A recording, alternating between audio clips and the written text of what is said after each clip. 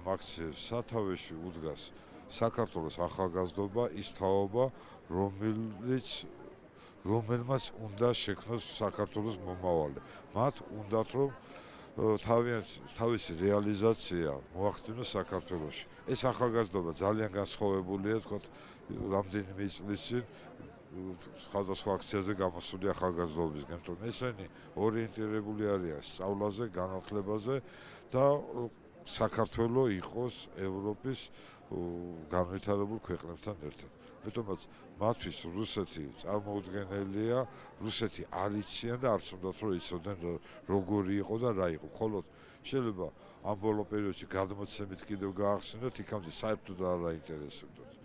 მეც, როგორც საქართველოს ერთ-ერთი მოქალაქე, ჩვეულებრივი, ვდგევარ ამ ახალგაზრდების მხარში, გვერდში არა მხარში და შეძლებს და გვაქვს ყოველთვის მათთან ერთად ვიქნებთ, რომ მათში ვხედავ მე საქართველოს მომავალს.